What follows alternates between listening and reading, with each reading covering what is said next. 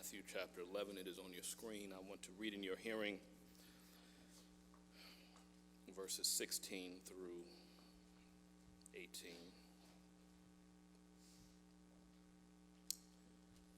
This verse will sound somewhat familiar.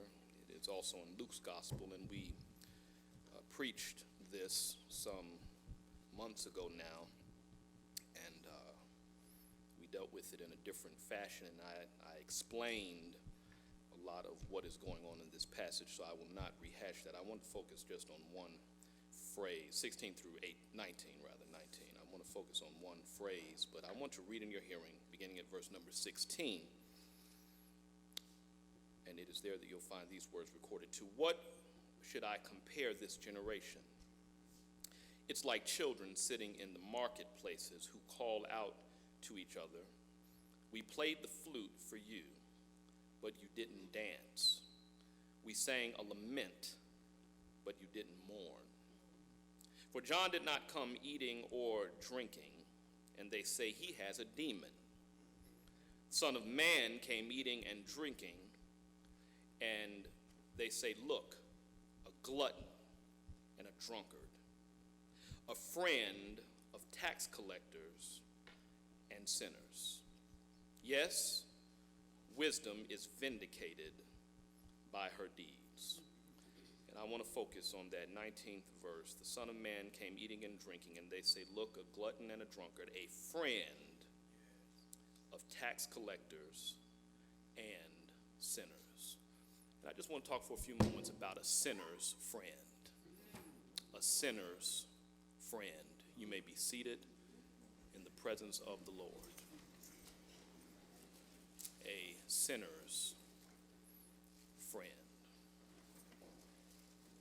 Now, as usual, I need your prayers, because these things never seem to come together like you want them to come together in the time that you want them to come together in.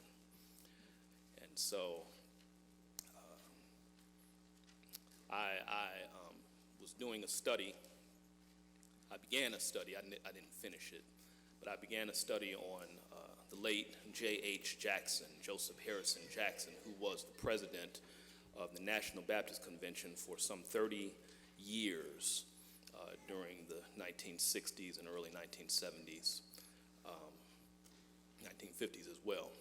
And I went to the Chicago Museum, one up north. And there is where they have his sermons. They have all of his sermons there. And I went to look for sermons. And the reason why I never really got that study off the ground is because I expected to see some typed, neat things that were in order.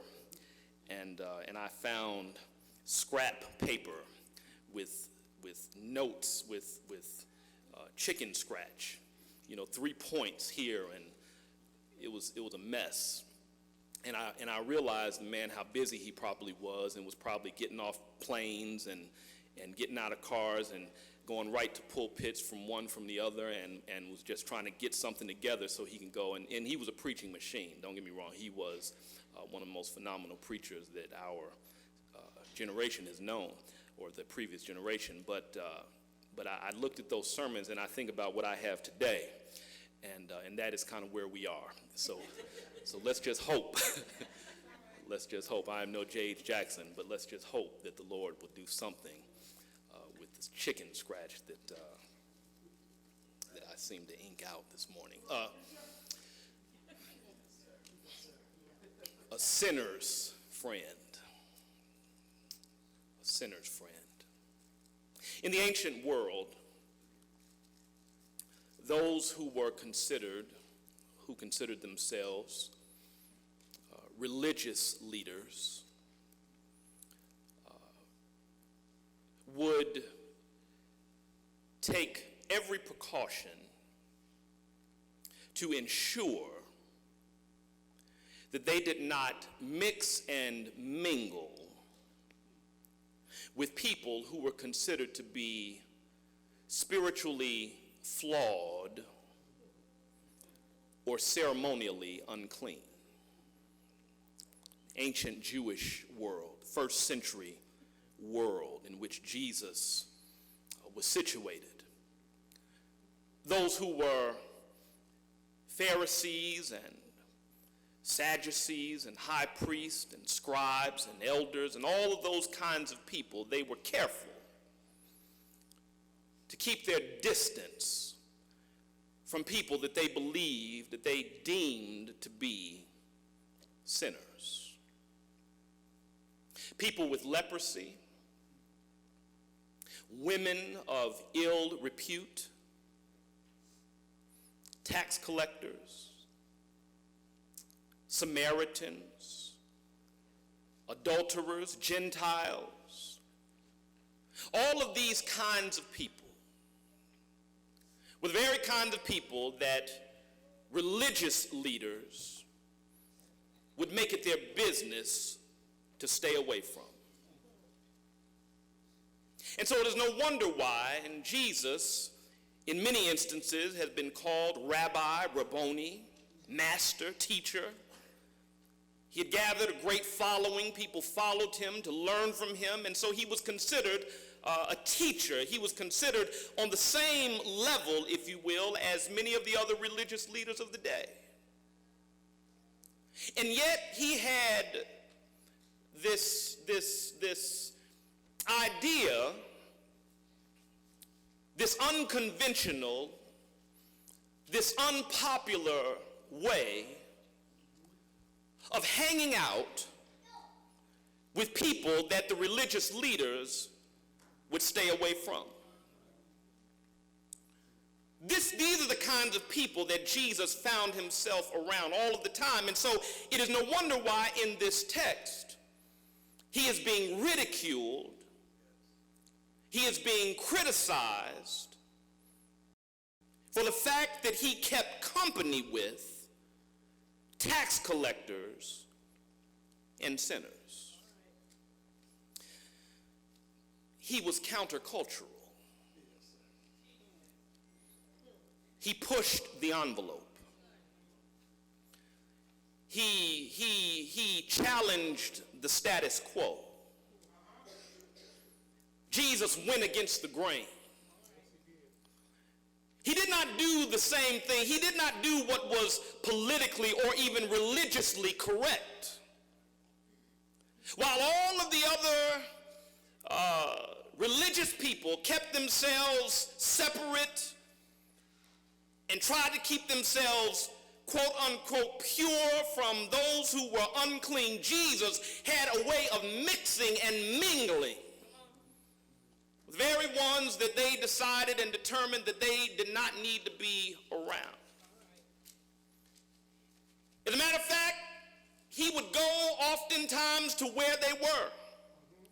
He would meet lepers outside of the village, lepers who were cast out. He would go and find them that he might touch them. Women with an issue of blood, he dealt with her in a way that most religious leaders would not deal with this woman. Jesus was countercultural. And it is interesting, and it must be something to it, given the ridicule, given the unpopularity, even given the fact that he would suffer and die because of his behavior, and yet he still did it, there must have been something to it. There must have been some divine purpose. There must have been some eternal strategy that Jesus would take a chance with his very life in order to mix and mingle with those, in order to go against the grain, to be countercultural and mix with those that everybody else decided was unworthy to mix with.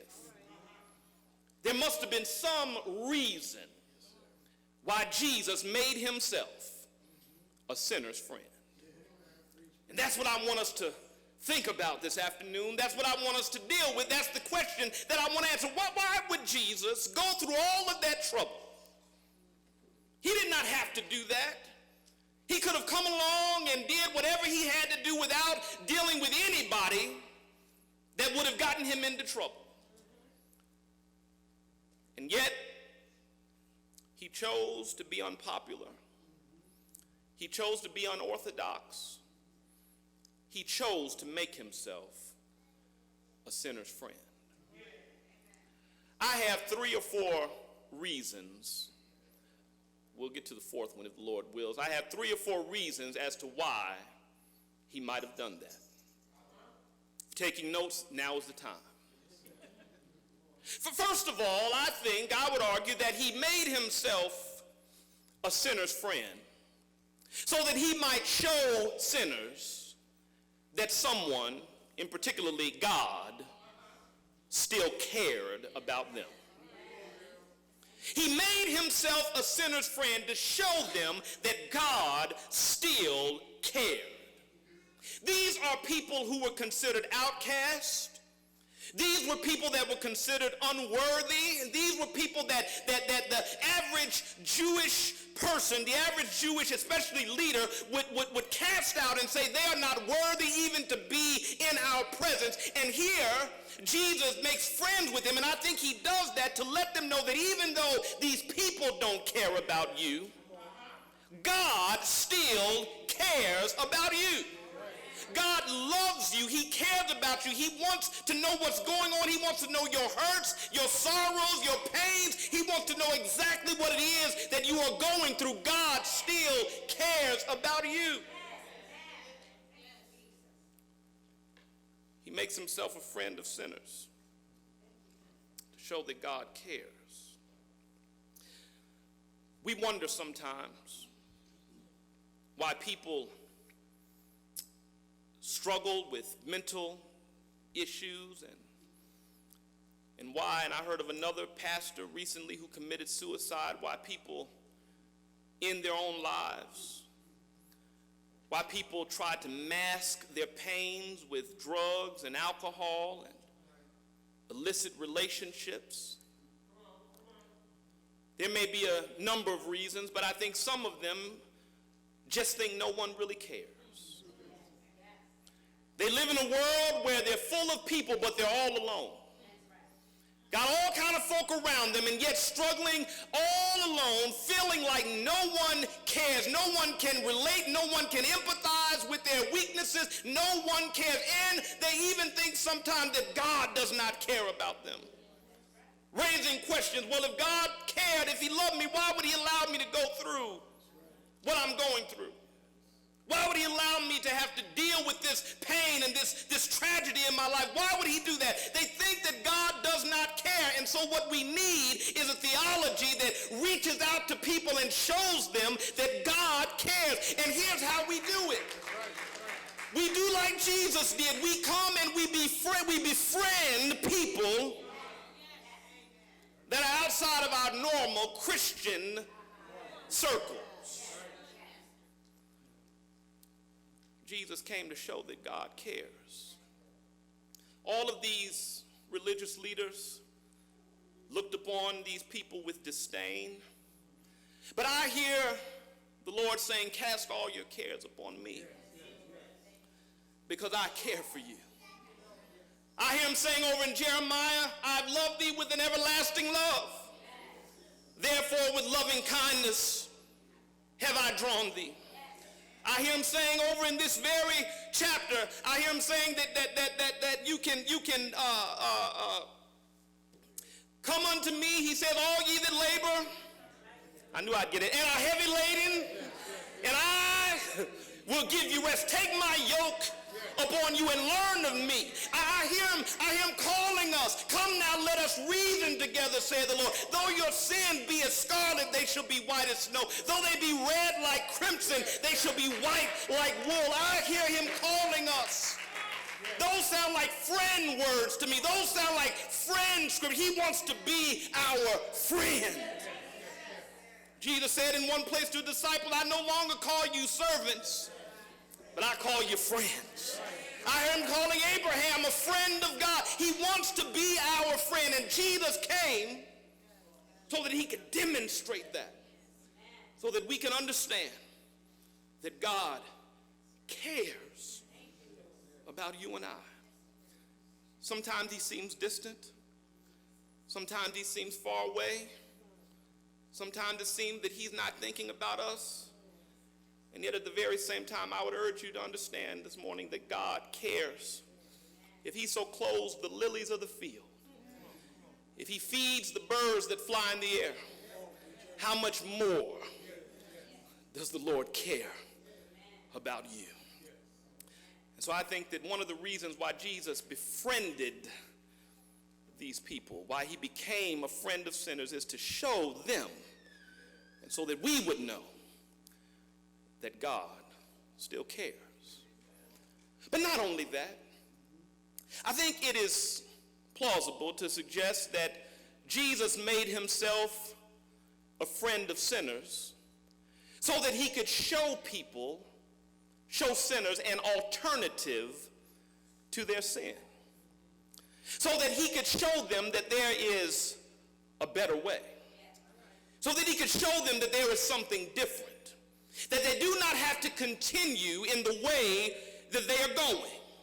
To show them that whatever the world has to offer and whatever it is that looks so appealing and so wonderful, that really is taking them to a dead end, and they do not have to go in that direction. You see, what I love about the Lord is that he loved us so much that he saves us by his grace, not by anything that we've done, but yet he saves us so that we can have a better life. He said, I've come that they might have life and life more abundantly.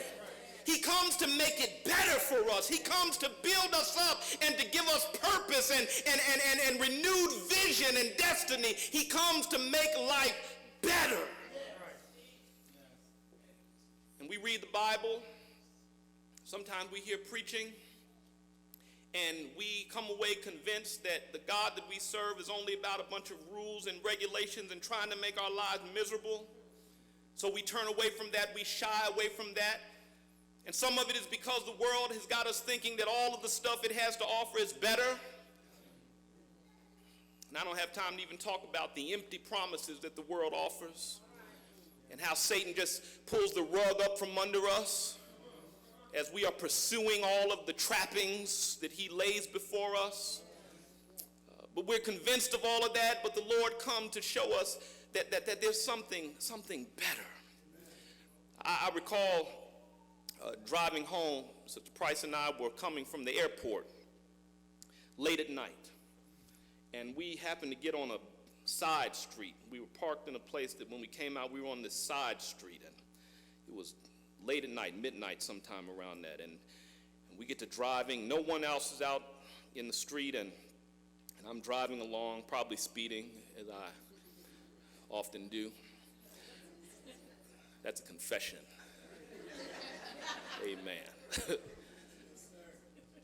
And out of nowhere, the lights began to flash. And given the social and racial climate, I'm thinking in my mind, okay, here we go. You don't know what's getting ready to happen. And this guy just wants to give me a hard time, and I'm thinking I wouldn't speak, and so he pulls me over, and he stops me. And he comes to me in the most polite, most friendly manner. And he said, I just stopped you because your tail light is out. And I don't want you to get in a situation. I just wanted to warn you that your tail light is out. And just get it fixed as soon as you can. And I thought in my mind that he was coming to harass me. I thought in my mind that he was going to come and give me grief and give me trouble. And he came and approached me with the lights on in that fashion, and yet his purpose was to make sure I was okay. His purpose was that I would be better off. He wanted me to get it fixed so there would be no accidents, so that I wouldn't kill nobody else. He wanted better for me. And I'm here to tell you that God wants better for you. He comes and the lights are flashing because he realizes that you're doing something that can get you into trouble. But when he comes in Jesus as a friend because he wants better for you. And if we would but yield to him, if we would but say yes to Jesus, if we would but surrender our lives to him, oh, how wonderful life would be. Not without trials, not without some heartache and some pain. The fall has put that in, that is where we live. And yet there is a hope and a joy and a peace that we can experience that comes from the Lord that no one else can have. No one else understands this peace that surpasses all understanding. No one else understands this joy unspeakable and full of glory. We have something to lean on and rest on and hold on to in Jesus. Comes to us to show sinners that they don't have to wallow and be in and live in their sinful condition. That's why he was a friend, I think, show an alternative to sin. But then I think there's something else. I think not only did Jesus come and become a friend to sinners to show an alternative to sin and to show that God still cares, but I think he might have come so that saved people would understand what it takes to win souls. So that saved people could understand what it takes in order to win souls. That's our job, you know. That's what the Lord has called us to do. We are told to go into all the world and to preach the gospel unto every creature. We are told to make disciples of all people groups, all panta ta ethne, all people groups. No discrimination, no, I want to save this one, but I don't like that one. He called us to take the gospel all over the world. But how do we do it if we don't want to even smile at our neighbor? How do we do it if we don't have any interest in people? How do we do it if we keep ourselves, and this is what tends to happen to us after we get saved for a while, then we start to come into settings like these where the choir is singing and everybody is kind of like-minded, and we become isolated and insulated from the world, and we don't even have friends that are unsaved anymore. So how do you tell somebody about Jesus that you don't even hang around? That's not what Jesus did. Jesus could have been born, some have said, as a king and as royalty. He could have been born in the halls of Rome, where the emperor sat. He could have been born there in Jerusalem in the temple and amongst the religious leaders, because he was a great high priest. But that's not where he was born. He was born in Bethlehem of Judea, reared in a small town. I went there, Nazareth, a small, poor town. That's where he lived. That's where he was. He was there to demonstrate that the very people that we think don't belong, that we think aren't worthy of our time, that we don't like, that we don't agree with, these are the very people that we must engage. These are the very people that we must push ourselves towards. We have many examples. When I think of Jesus, Nicodemus coming to him by night woke him up in the middle of the night, but Jesus responds to him as a friend. He comes through the streets of Jerusalem, and crowds are around him, and up in a sycamore tree there's a man, a tax collector, somebody nobody liked, up in that tree. He turns and looks up and embraces him as a friend. There's a woman in Samaria. He traveled, he went, Jews would normally go miles and miles around. There was a direct route between Jerusalem and Galilee, and you could get directly through there by going through Samaria, but Jews would go miles around out of their way way just to avoid Samaritans. And Jesus told his disciples, I must go through Samaria because I've got a divine appointment with a woman that needs to talk to me, that I need to be a friend. Y'all go ahead. But I've got somebody that I need to be a friend to. And over again, we see Jesus approach these people and befriend them. And it is in that fashion, in that strategy, if you will, that gave him the trust, the ability to speak into their lives. How can we speak into somebody's life without having first earned some kind of trust? Now, I'm not talking about those instances where, we're, on the go and we don't have time to develop relationships, but I'm talking about everyday life. People you work with, people you see every day, family members that you don't like. We all got some of those, amen. And they probably don't like you either, so know that. These people we see every day.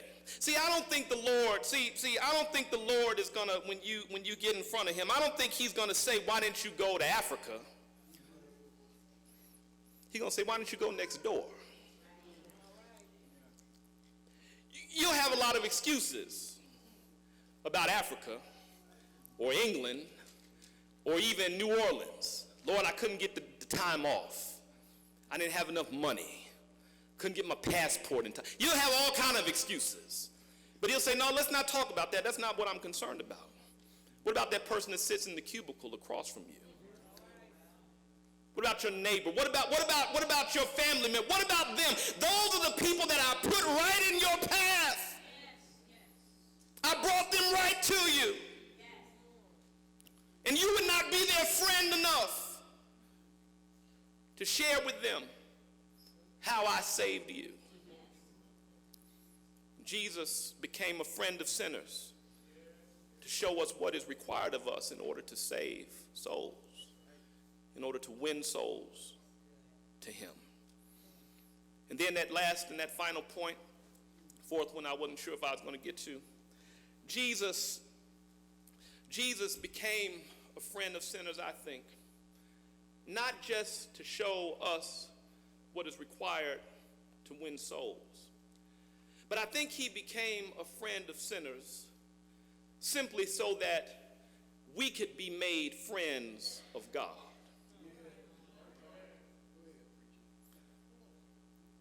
So that we could be made friends of God. You know, the Bible says, you read Ephesians, you'll see it there, that we were enemies of God. Sin separated, put up a wall between us and God. When Adam sinned, that spread all throughout humanity. So that we, without Christ, are enemies with God. Let me camp there for a moment. There is no neutrality. There is no half, there's no in the middle. Either we are with God through Jesus, or we are against God in our own sinful rebellion. There's no middle ground. And when Adam sinned, it put everybody in the same situation, but Jesus, he invaded time and space. He came and put himself in the human experience. He came, the Bible said, the Word became flesh and dwelt among us, and we beheld his glory, even the glory of the only begotten of the Father. He came all the way from where he was to come down to where we are so that he can introduce us, bring us back into right relationship, bring us back into fellowship with his Father. That's why I hear him saying that he says somewhere, John 14, I am the way, the truth, and the life. No man comes to the Father but by me. You can try Muhammad, he won't work. You can try Buddha, he won't work. You can try Krishna, he won't work. It's got to be through Jesus and Jesus alone. That's the theological message that we see at that Mount of Transfiguration where the three disciples were there, Peter, James, and John, and they were with Jesus. They look up at the mountain, and all at once they see the Lord in his glory, and next to him is Elijah, and on the other side is Moses. And Peter said, you know what, we are in a special place. This is a special time. We must build 3 tabernacles. We must worship now. This is time for worship. And before you knew it, Moses is whisked up back into heaven. Elijah is right behind him. And then there's a voice that comes. This is my beloved son. Hear ye him. Jesus only. And if we do not come by him, there is no coming. If we do not approach him, there is no approaching God. If we do not give our lives to him, surrender, and why is that? Well, look at what he did. Just look at what he did. It's not that he left heaven, that he left the splendor and the glory of heaven, where the angels praise him night and day. It's not just that. It is not that he set aside his royal robes and royal diadem to come down. It's not just that. It's not even that he was born in a manger and wrapped in swaddling clothes. It's not that. It's not even that he decided to walk the dusty streets of Palestine and live among those who did not even like. It's not even all of that. What it is when we look up at Calvary, when we see him hanging there on that cross, having been whipped all night long, having nails in his hands and nails in his feet, and having been pierced in his side, when we see him suffering and dying, and the Bible said that he who knew no sin became sin for us, that we might be made the righteousness of God in him. When we look at that picture, then we have to realize nobody else has done that. Nobody else can claim have done that for you or for me. But Jesus paid it all. All to him I owe. Sin had left a crimson stain, and he washed it white as snow. I don't know about you today, but I'm glad that Jesus died for me. I'm glad that he thought about not us, but he thought about me. He thought about me that called him to come down through 40 and 2 generations. He thought about me when he was being born in Bethlehem of Judea. He thought about me when all of his life before his crucifixion, he looked at those crosses all throughout Jerusalem and knew that that was his destiny and did not turn back. He thought about me when he was in the Garden of Gethsemane and said, not my will, but thy will be done. Thought about me when he died, hung out on that cross all night Friday night, all night Saturday night, and thought about me when he got up early Sunday morning with all power in his hands. He thought about me and he thought about you. Jesus became a friend of sinners so that he can bridge the gap, so that he can pave the way, so he can open a door so that you could be in relationship with God. And I don't know about you, but that's special to me. That means something. That's something worth looking into. That's something worth considering. That's something worth asking some questions about. That's something beyond what we can even fathom. The fact that someone would love someone else so much. And I tried to say this last week or the week before. His life was not taken, so we cannot equate him to King or to Biko or to any of the other people that have seemingly paid the ultimate price for some freedoms that we have. We cannot compare him to them because their lives were taken from them. But Jesus is the only one that said, no man taketh my life.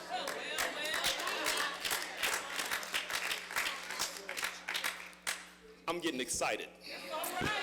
No man taking my life, but I've got the power to lay it down and I've got the power to take it up again. It's so cool. When you see him there on that cross, and he says, it is finished. And he bowed his head and gave up the ghost. He said, Lord, I'm ready. I've done all that I've come to do. And now I'm coming to be where you are so we can finish this thing up. Jesus did all of that for you and for me. And so if you're here today and you do not know the Lord, if you're here today and you have never trusted him for yourself,